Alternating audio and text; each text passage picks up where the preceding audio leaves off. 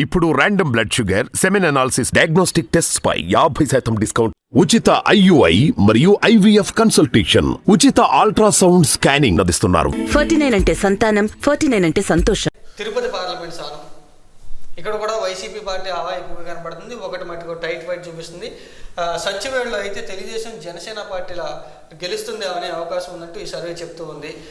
శ్రీకాళహస్తిలో tough fight అని చెప్తున్నారు. మరి అక్కడ ఉన్న 26 మందిలో శ్రీకాళహస్తి బియ్యం మధుసూదన్ రెడ్డి గారు కూడా ఉన్నారు. సో కాబట్టే అది టఫ్ ఫైట్ అని పెట్టారు. అది అటు ఇటుగా అవ్వచ్చు. ఎందుకంటే శ్రీకాళహస్తిలో ఆయన చాలా డెవలప్మెంట్ యాక్టివిటీస్ చేసినటువంటి వ్యక్తి. అలాగే స్వర్ణముఖి నదికి వరదలు వచ్చినప్పుడు అక్కడ ఉన్న ప్రజల్ని చాలా వరకు ఆయనే ఆదుకున్నారు. ఈవెన్ ఆ ప్రాంతానికి శ్మశాన వాటికి కూడా లేదు, ఆయనే కట్టించాడు. సో ఇలా ఎన్నో డెవలప్మెంట్ యాక్టివిటీస్ ఆయన చేశాడు ఆల్రెడీ.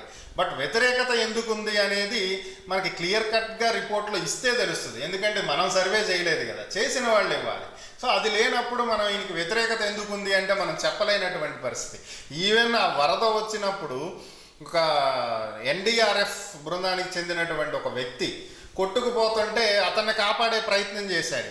ఈయన గన్మ్యాన్లు పట్టుకోకపోతే ఈయన కూడా వరదలో కొట్టుకుపోయేవాడు. సో ప్రాణాలకు తెగించి ప్రజల కోసం పనిచేస్తున్న వ్యక్తి. సో ఆయనకి వ్యతిరేకత ఉంది అంటే అది దేనికో కారణం తెలియాలి. సో ఒకటేంటంటే ఈయన స్థానంలో ఈయన కూతుర్ని నుంచోబెట్టాలి అని ప్రయత్నం చేస్తున్నారనేటువంటి వార్తలు కూడా ఉన్నాయి, పవిత్ర గారు. సో మరి ఆమె నుంచో పెట్టడం వల్ల వ్యతిరేకత వస్తుందా అనేది కూడా గమనించుకోవాలి. సో ఓవరాల్గా అది ఏంటనేది మనకు తెలియదు.